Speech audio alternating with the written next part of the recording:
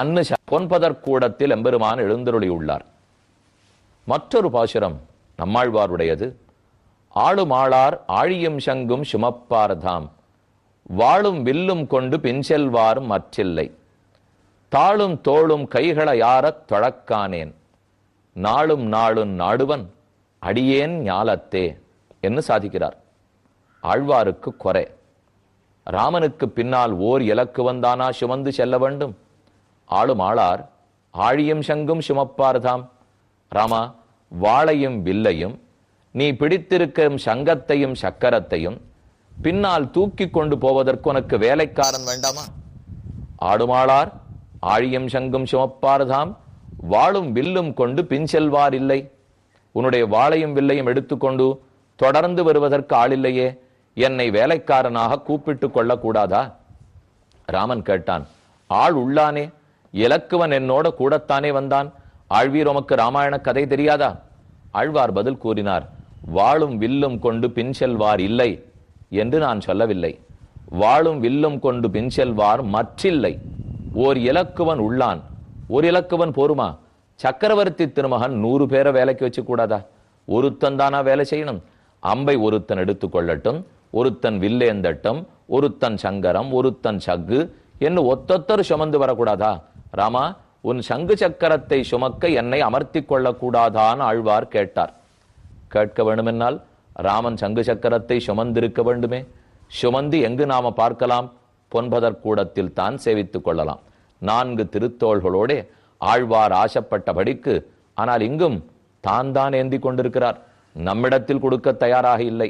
சங்க சக்கரங்களை பிடித்து கொண்டு ராமனுடைய அற்புதமான திருக்கோலம்.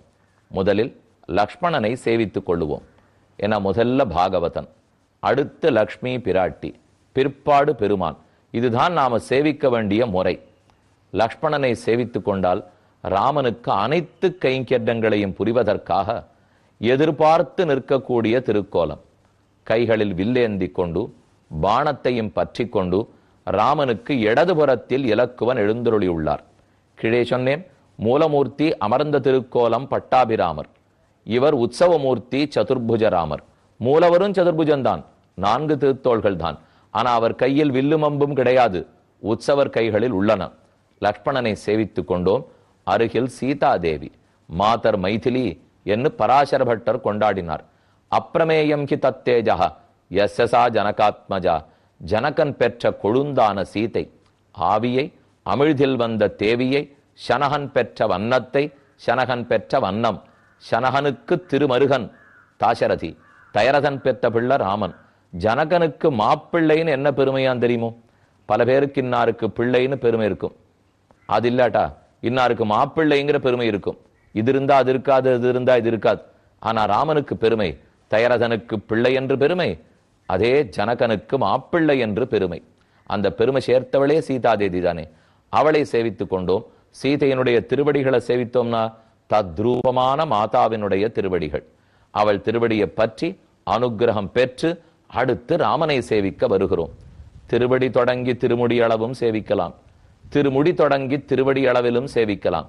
இதோ திருவடிகளில் சதங்கை தண்டை அணிந்து கொண்டு அதற்கு மேல் பெருமானுடைய முழந்தாள் கணுக்காலை சேவித்தால் அந்த கணுக்கால் தழும்போடே, நம்முடைய கணுக்கால் முழந்தாள் என்ன வளவோடு இருக்குமோ அந்த வளைவோடே, கால் பாதத்தில் முண்டு தெரியுமே, இப்புறமும் அப்புறமும் பாதத்தினுடைய 2 பக்கத்துக்கும் முண்டு இருக்கும்.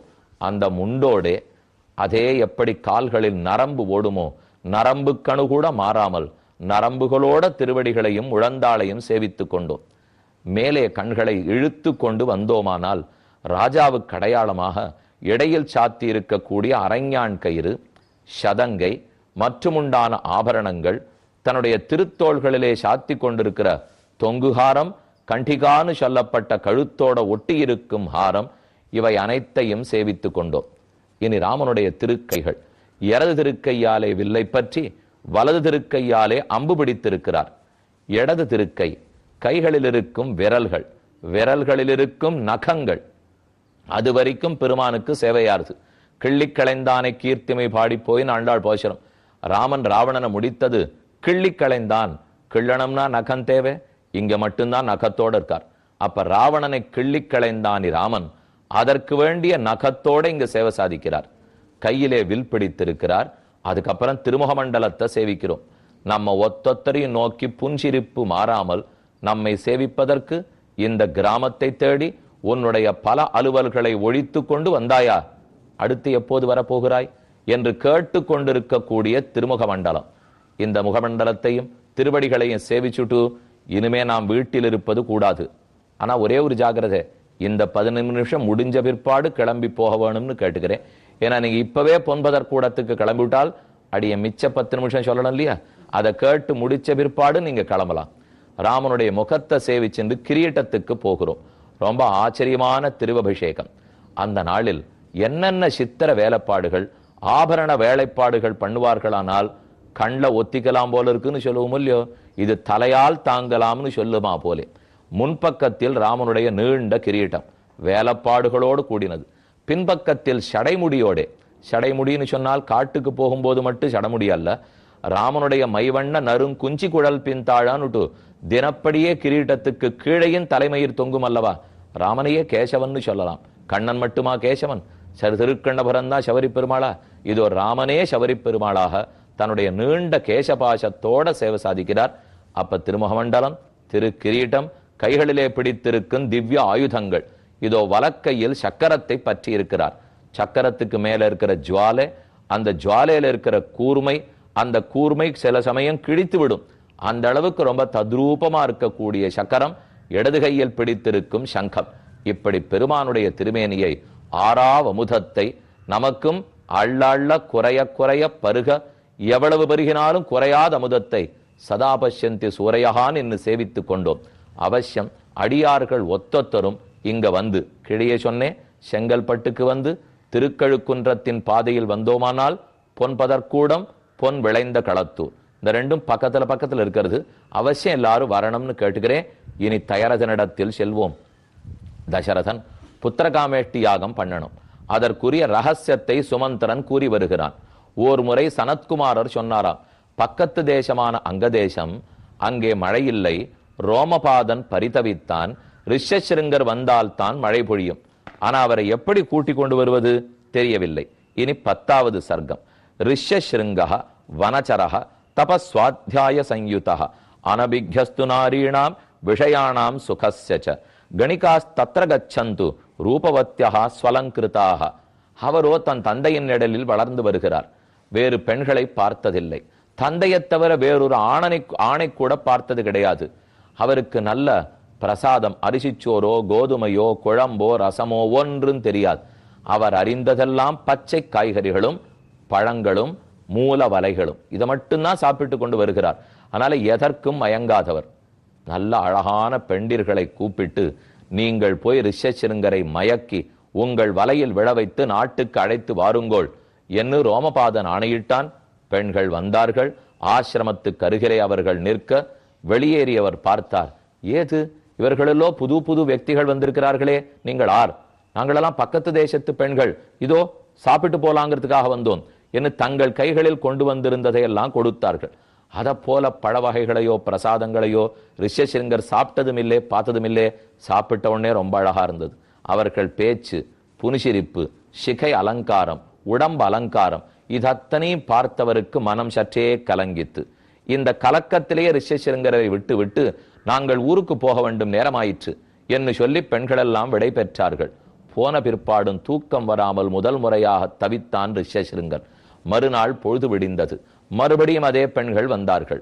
உன் வீட்டு காய்கனிகளையே உண்டு கொண்டிருக்கிறாயே, எங்கள் ஆசிரமத்துக்கு வந்தால் என்ன நல்ல சங்கீதம், நாட்டிய கச்சேரி, வேறு பழ வகைகள், பிரசாத வகைகள் எல்லாவற்றையும் உனக்கு கொடுப்போம் என்று சொல்லி அழைத்து போனார்கள். கஸ்துவம் கிம் வர்த்தசே பிரம்மன் ஞாதுமிச்சாமஹே வயம் பிதா விபாண்டகோஸ்மாகம் தஸ்யாகம் சுத ஔரசஹ. நான் விபாண்டகனுடைய பிள்ளை, என்னை எதற்காக உங்களிடத்துக்கு கூப்பிடுகிறீர்கள்? ஒண்ணுமில்லை, நாட்டியத்தையும் சங்கீதத்தையும் பழத்தையும் காட்ட கூப்பிடுகிறோம். சரின்னு அவர்களுக்கு பின்னால் சென்றான். தானிச்சா ஸ்வாத்ய தேஜஸ்வி பலாநீதி ஸ்மம் அந்நதே. அப்போது அவனுக்கு வேண்டிய உணவு வகைகள், பாட்டு, கச்சேரி எல்லாத்தையும் நடத்தி தங்களிடத்தில் அவன் மயங்கி இருந்த போது மேலும் மேலும் தங்கள் நாட்டை நோக்கி நடந்தார்கள். இவர்கள் ஏதோ கொடுக்க போறார்கள்னு நினைச்சுட்டே ரிஷசிருங்கர் பின்னால் போனால் அவனை ஏமாற்றி கூட்டி கொண்டு போய் அங்கதேசத்தில் நுழைந்தார்கள். தத்ரச்ச ஆனீயமானேது விப்ரே தஸ்மின் மகாத்மனி கமனாயமதின் சக்கரே தஞ்ச நின்யுஸ்ததா ஸ்திரியா வவருஷ சஹசா தேவஹ ஜகத் பிரஹ்லாதயன் ஸ்ததா. இவன் எப்போது நாட்டு எல்லையை தாண்டி கால் வைத்தாரோ உடனே கிடுகிடுவென்று மேகங்கள் இடி இடித்தன, மின்னல் வெட்டித்து ஷோவென மழை பொழிந்தது. பகவானே மின்னுவா மழதவடும் மேக வண்ணன். பெருமானுடைய அருளாலே தேசமே சுபிக்ஷமாயிற்று. இதை கண்ட ரிஷ்யசிருங்கருக்கு புரியவில்லை. அரசன் நேரே அரண்மனைக்கு கூட்டி போய், சாந்தமா இருக்கிற என் மகள் சாந்தாதேவியை கல்யாணம் பண்ணி கொள்ளும், அதற்காகத்தான் உம்மை கூட்டி வந்தோம். அடுத்து 11வது ஸ்கந்தம். இக்ஷ்வாகூணாம் குலே ஜாதா பவிஷ்யதி சுதார்மிகா நாம்னா தசரதோ ராஜா ஸ்ரீமான் சத்ய பிரதிஷ்டவா அங்கராஜேன சக்கியஞ்ச தஸ்ய ராஜ்ஞோ பவிஷ்யதி. இதுக்கப்புறம் மேல கதை தொடர்கிறது. இப்படியாய் ரிஷ்யசிருங்கர் அங்கதேசத்துக்கு வந்து நன்மை செய்தார். பக்கத்து நாட்டு மன்னவனுடைய மாப்பிள்ளையாக ஆனார். மேலும் சனத்குமாரர் சொல்லிட்டு இருக்கிற கதையைத்தானே சுமந்திரன் கேட்டு இப்ப தசரதனிட சொல்லிட்டு இருக்கார். அப்ப சனத்குமாரர் சொன்னாரா, இந்த ரிஷ்யசிருங்கரால் உங்கள் தயரதனுக்கு ஒரு நல்லது நடக்க போகிறது. தயரதன் புத்திர பேர் இல்லாமல் தவிப்பான். அப்போது இதே ரிஷ்யசிருங்கரை கூட்டி வாருங்கோள். பக்கத்து தேசத்து மன்னவன் அங்கதேச மன்னவனுடைய உதவியாலே கூட்டி வாருங்கோள். அவர் அஸ்வமேத யாகத்தை நடத்தினால், புத்திரகாமேட்டி யாகம் செய்தால் உம்முடைய தசரதனுக்கு பிள்ளை பிறக்கும் என்று சனத்குமாரர் கூறினார். புத்திராஞ்சாஸ்ய பவிஷ்யந்தி சத்வாரோ அமித விக்ரமஹ ஏவம் சதேவ பிரவரஹ பூர்வம் கதிதவான் கதாம் சனத்குமாரோ பகவான் புரா தேவயுகே பிரபு. புரா தேவயுகத்தில், இதை கிருதயுகத்தில் சனத்குமாரன் சொல்ல நான் கேட்டிருக்கிறேன் என்று சுமந்திரன் தசரதனிடத்துல சொன்னார். தசரதனுக்கு ஆனந்தம். அப்ப எனக்கு பிள்ளைகள் உண்டு, அதுவும் 4 பிள்ளைகள் உண்டுன்னு சொன்னாரா. உடனே அஸ்வமேத யாகத்தை தொடங்க வேண்டியதுதான். போய் அழைத்து கொண்டு வாருங்கோள். தானே அங்கதேசத்துக்கு போனார். பக்கத்து நாட்டு மன்னவனிடத்திலே வேண்டினார். சப்த அஷ்ட திவசான் ராஜா ராஜானம் இதமப்ரவீத் சாந்தா தவசுதா ராஜன் சஹபர்த்ரா விஷாம்பதே மதியம் நகரம் யாது காரியம் ஹி மகதுத்யதம் ததேதி ராஜா சம்ஸ்ருத்ய கமனம் தஸ்ய தீமதா. உடனே அரசனும் சம்மதித்தான். என் பெண்ணையும் மருமகனையும் சேர்த்து அனுப்பி வைக்கிறேன். அவர்களை வேண்ட ரிஷ்யசிருங்கரும் சம்மதித்தார். தசரதனுடைய நாடு கோசல தேசத்துக்குள்ளே வந்தார். அடுத்து 12வது சர்க்கம். அஸ்வமேத யாகம் செய்வதற்குண்டான ஏற்பாடுகள். ததக்காலே பகுதிதே கஸ்மிஞ்சித் சுமனோகரே வசந்தே சமனுப்பிராப்தே ராஜ்ஞோ யஷ்டும் மனோபவது. வசந்த காலம் வந்தது, யஜ்யம் புரியலாம் என்ன அரசன் மனதில் ஏற்றுக்கொண்டார்.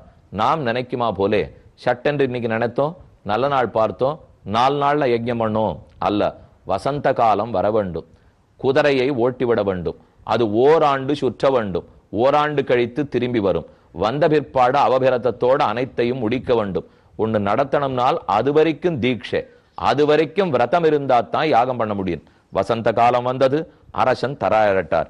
சரவ்யாச்ச உத்தரே தீரே யஜ்ஞபூமிர் விதீயதாம். சரையு நதியின் வடக்கு கரையில் யஜ்ஞபூமி ஏற்படுத்தப்படட்டும். புத்திரார்த்தம் ஹயமேதேன யக்ஷாமீதி மதிர்மம. பிள்ளை பேரு வேண்டி யாக பண்ணுவோம், பிற்பாடு புத்திரகாமேட்டி பண்ணுவோம், நல்ல புதல்வன் பிறப்பான் என்று தொடங்கினார். இனி யாகம் எப்படி நடந்ததுன்னு பார்ப்போம். பொன்பதற்கூடத்து பெருமான் சதுர்புஜராமனிடத்தில் விடை பெற்று கொண்டு பொன் விளைந்த களத்தூரை நோக்கி செல்வோம். ஒரு அறிவிப்பு.